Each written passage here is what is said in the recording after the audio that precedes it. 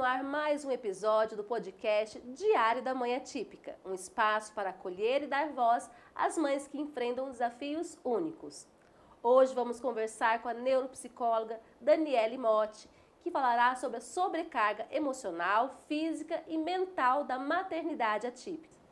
Antes de começarmos, já deixe seu like, inscreva-se no canal e ative o sininho para não perder nossos conteúdos. Eu sou Karen Andriele e vou conduzir este bate-papo cheio de conhecimento, emoção e muita verdade. Vamos lá? A maternidade já exige muito da mulher, mas na maternidade atípica essa sobrecarga é ainda maior. E hoje recebo a neuropsicóloga Daniele Motti para falar sobre como lidar com a pressão, a cobrança e a culpa que muitas de nós carregamos. Seja bem-vinda, Dani. Oi. Obrigada por convidar. Eu acho muito bonito esse trabalho. Bonito não, ele é importante, né? Além de ser bonito, esse trabalho que você está fazendo, de divulgar, de tudo que você faz pela inclusão, pela a parte das nossas crianças atípicas, né? Tudo que você está, todo esse seu projeto. Então, tudo que você puder, tudo que eu puder te apoiar, estou aqui, tá bom? Muito obrigada, Dani. Dani, fala pra gente, você que recebe, né, tanto as crianças quanto as mãezinhas, qual é o estado emocional e psicológico mais comum que essas mães chegam até você? Então, Karen, é uma pergunta difícil, né? Porque a gente sabe que o processo de luto, ele tem várias etapas, né? Então, a gente recebe mãe que às vezes já está num processo de aceitação, mãe que ainda está lá, olha, já passou por vários profissionais e ainda está procurando um diagnóstico certo para o filho. Então, tem mães em várias etapas, tá? No geral, quando a gente recebe uma notícia de que a gente é uma mãe atípica, né? É difícil, porque o que a gente sempre espera, né? O que as pessoas desejam para a gente? É que a nossa criança venha com saúde, né? E o transtorno, a deficiência, ele não é em si a falta de saúde, né? Mas ele traz algo a mais, é um cuidado a mais, que nós, enquanto mães, e os pais também, né? Mas principalmente as mães, elas buscam dar conta de tudo, né? E de repente eu tenho uma criança que ela não tem toda aquela saúde de que eu esperava, né? E que a sociedade em si, ela também não está preparada para conviver com tudo isso ainda, né? Então, tudo isso deixa uma dúvida na gente. Então, esse processo do luto, a gente vai trabalhando aos poucos, mas vem mãe assim de todos os tipos, de todos os estágios. Às vezes é uma mãe que já aceitou, é uma mãezinha super compreensiva. Você é uma mãe compreensiva, né? Que quando eu passei para você o diagnóstico do Beja, você falou assim, Dani, agora eu consigo enxergar ele de uma forma diferente. Ah, então é por isso que aconteceu isso. Então, de repente, tem mães com a cabeça mais aberta, tem mães que às vezes já têm mais conhecimento sobre o conteúdo, mas tem mãe que às vezes não tem todo esse conhecimento. E aí a gente precisa trabalhar desde o começo, né, que para elas é muito mais difícil. E a gente não julga nenhum tipo de mãe, por quê? Porque realmente muitas não têm o conhecimento necessário para aquilo, né? E é papel de nós, profissionais da saúde, também orientá-las, né? Porque o que elas reclamam? Que às vezes, por exemplo, elas recebem um laudo e de repente a pessoa entrega aquilo ali e vai embora. Né? Vai embora com aquele laudo na mão, e o que eu faço com aquilo, né? Então, a gente, enquanto profissional, a gente tem que estar preparado para dar aquele suporte de orientação, né? Então, receber o diagnóstico sem uma pessoa preparada ainda é muito mais difícil ainda, né? Então, a gente tenta passar, conversar, né? Tá ali ó, um tempo, tirar todas as dúvidas possíveis. Eu sei que vão ter muitas outras dúvidas depois. Eu sempre falo para as mães, né? Quando eu vou entregar um diagnóstico, é 1 hora para entregar. Porque é muita conversa, muita conversa. Só que aí a gente vai lendo, né? Parte por parte. E tem dúvida, tem dúvida. E eu sei que dali a mãe sai falando assim, eu não estou com dúvida, mas vão surgir várias dúvidas. Porque é um processo e vão criar, né? Então, essas dúvidas que deixam a gente com medo, que deixam a gente triste, que coloca a gente lá para baixo, né? A mãe que tem conhecimento é uma mãe mais empoderada. A mãe que ela tem conhecimento, ela já buscou sobre o filho, ela já buscou sobre o transtorno, sobre a deficiência, o que ele tiver, então ela consegue lidar melhor com aquilo. Né? Então, quanto mais a gente estiver presente naquele momento, já passar todo o conhecimento possível ali e fazer com que aquela mãe abra a cabeça para ela buscar mais conhecimento, mais ela vai enfrentar tudo aquilo melhor. Né? Realmente é um grande desafio e a maternidade em si, ela é muito cheia de cobranças também. A maternidade de forma geral, que eu digo. Uhum. Cobranças, medos, incertezas e renúncias, né? renúncias. E qual é a dica que você dá para as mães que hoje estão passando por todo esse processo, que estão iniciando esse processo agora, que estão se descobrindo nesse processo, que estão cheias de questões, de questionamentos, de medos, de inseguranças? Uhum. Na verdade, a gente tem que criar sempre uma rede de apoio, né? Então, quando a gente divide o fardo, aquilo ali é muito mais, né, se torna mais leve. Então, de repente, eu ter uma mãe que apoia, uma irmã, o marido, né, eu tenho que ter ajuda. Hoje em dia, por exemplo, às vezes eu moro numa cidade que eu não tenho a minha família presente, mas eu tenho uma rede social de amigos, eu tenho às vezes uma creche que é boa para deixar, que eu confio, eu tenho profissionais ali que eu posso, né, de repente eu estou colocando meu filho ali no profissional e eu estou tranquila porque eu sei do trabalho dele. Então, eu preciso de rede de apoio. Quanto mais eu pegar essa carga só para mim, mais difícil vai ficar. Né? E a nossa tendência, enquanto mãe, é achar que a gente dá conta de tudo e a gente não dá. Né? A gente quer trabalhar fora, a gente quer limpar a casa, quer ser a melhor mãe do mundo, quer ser fit, quer ser tudo. Né? Só que eu não consigo fazer isso tudo sozinho. Então, quanto mais eu tiver a noção assim, olha, eu divido o que eu faço. Né? Eu estou ali, olha, como uma administradora. Tá? Mas eu tenho que dividir as funções. Eu tenho que confiar em pessoas, eu tenho que ter rede de apoio. Aí eu consigo dividir toda essa carga. E a rede de apoio, ela serve para mim não só, por exemplo, para me ter uma pessoa para deixar o meu filho, mas para ter uma pessoa para desabafar, para falar assim, olha, tá difícil, né? Ou então, ai, foi lindo o que aconteceu, né? Então, eu preciso de pessoas para me ouvir, para me dar uma rede de apoio, para me dar suporte. Isso já tira a sobrecarga, né? Ai, desculpa, gente. Deixa eu beber uma água.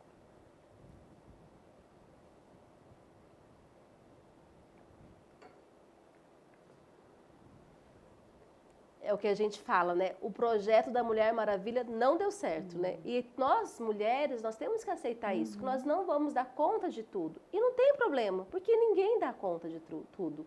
E você assumir que você precisa de ajuda é um grande passo, é um passo muito importante para nós podermos, ainda mais na maternidade atípica, né, Dani?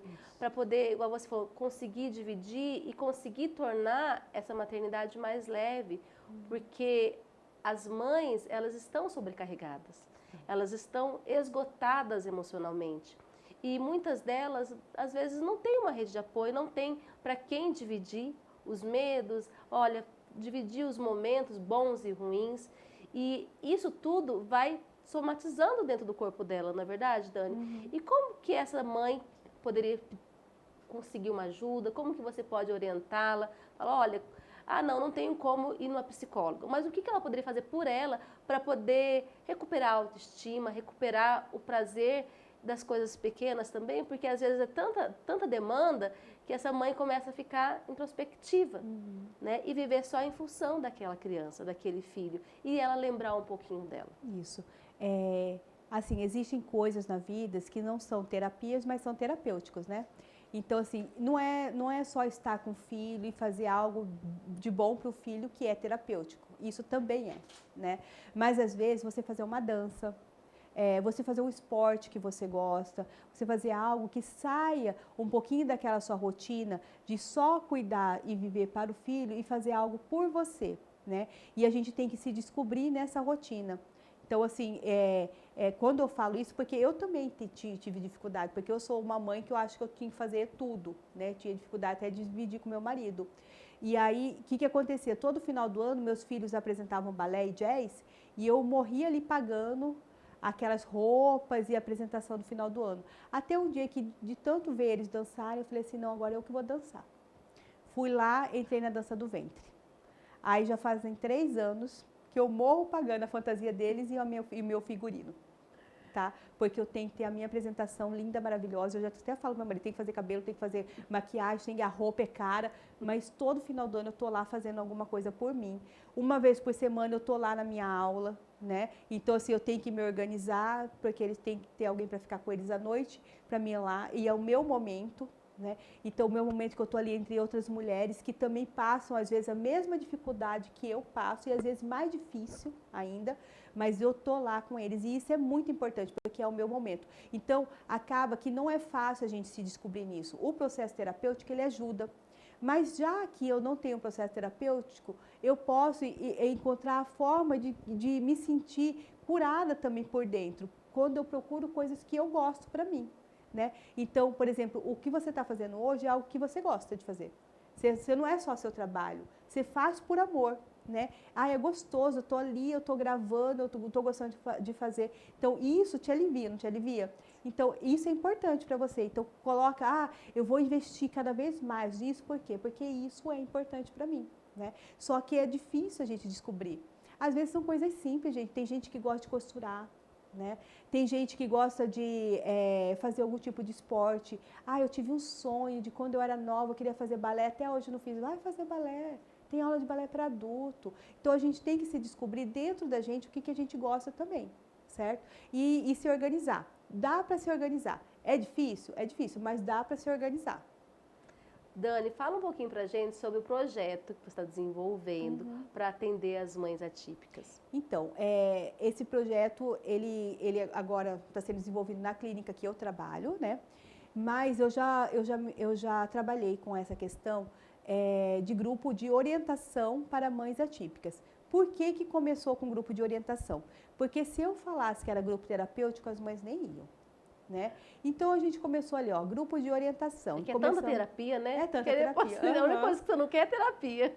Eu acho que elas pensam assim, o cuidado, não, eu vim aqui procurar ajuda para o meu filho, para mim não. É como se não precisasse, né? Você não precisa, você só veio aqui para receber orientação sobre o seu filho. E aí, nesse processo de grupo de orientação, o que acontecia que a gente começava a perceber? Que com o tempo, com o vínculo, aquilo acabava se tornando terapêutico. E os assuntos tratados ali fugiam totalmente do filho, entendeu? Era ali, olha, eu estava trazendo as minhas coisas, então vinham coisas pessoais dela desde quando elas eram crianças. E aí o grupo começou a virar terapêutico. Então, a ideia é sempre começar como um grupo informativo. Por quê? Porque a gente também precisa orientá-las de como trabalhar melhor, o que ela pode fazer, né, para o filho. E na medida que ela vai ficando, se sentindo melhor enquanto mãe, fazendo o trabalho dela enquanto mãe, para o filho, ela vai vendo que ela também pode fazer aquilo por ela. Né? E aí entra na parte terapêutica. E aí é muito bonito. E no CAPES eu passei um tempo fazendo esse grupo, só que teve uma época que, por falta de profissional, a gente teve que encerrar esse grupo, que eu tive que ir para o grupo de crianças. E eu encontrava com as mães no corredor e elas falavam toda vez, Dani, quando que vai voltar o grupo? E elas perguntavam, porque para elas era muito importante. E foi muito gostoso ouvir histórias delas, não só das crianças, porque no começo você ficava ouvindo ali a vida das crianças, o que eles faziam, né? De coisas ruins e boas, né? Mas ali, quando entrou no processo delas, como que elas foram criadas? Mas comigo na minha casa era dessa forma. O meu marido faz assim. Então, quando começou a falar delas, que elas abriram aquilo, só que aí o grupo já estava fechadinho, né? Já tinham uma empatia entre elas já se entendiam. Elas não faltavam o grupo das crianças porque elas queriam vir no grupo delas, entendeu? E era muito bonito. Então foi algo que eu vi que era importante. Aí o que aconteceu agora? Na clínica, a gente percebe que as mães, na hora de conversar e de dar uma devolutiva, elas estão adoecidas. Né? Elas estão adoecidas pela carga emocional. Porque não é fácil. Ali numa clínica, além de tudo, você precisa pagar. Então, do mesmo jeito que você tem que trabalhar, você tem que pagar a terapia do seu filho, né? E do mesmo jeito você tem que dar atenção e ser cobrada por todas as coisas que uma mãe, por exemplo, que está presente, né, faz. Então, ali a gente começou a ver o quanto que elas estão adoecidas. E a gente começou a montar esse projeto. Vamos tentar ver uma forma. O que não deu para começar ainda esse projeto lá? É o horário. Porque as mães trabalham, né? Elas às vezes não têm com quem deixar a criança, né? A gente ainda não conseguiu conciliar esse grupo no horário, como era do CAPES, no horário que as crianças estavam lá, né? Então, teria que ser, a priori seria num sábado e elas teriam que deixar com alguém, né? Mas muitas das mães lá trabalham, muitas são enfermeiras, fazem plantão, né? Então, assim, o difícil de começar o grupo foi justamente esse horário. É sempre um desafio, né? Mas em tudo na vida é um desafio e nós temos que ver o que realmente é importante para nós, o que vai nos enriquecer, o que vai contribuir, colaborar para o nosso bem-estar, não é, Dani? Dani, eu quero agradecer a sua participação aqui. E para quem quer conhecer um pouco mais do seu trabalho, conhecer mais sobre o grupo, como que faz para te procurar? Então, a gente tem o Instagram da Clínica Métode. O meu Instagram, ele vai estar lá no meu nome, né? Mas ele é pessoal. Eu posto muita coisa do trabalho, da psicologia, da neuropsicologia, mas também vocês vão encontrar a foto dos meus filhos lá, tá? Da minha família.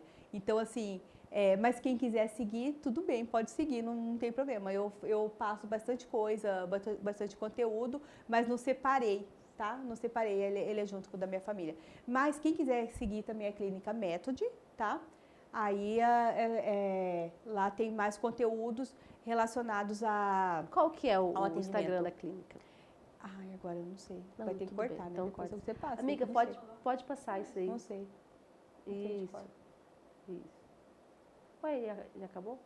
Você fez de trás pra frente. Ah, então tá. Então é isso. É que eu fiz de trás pra frente. A gente coloca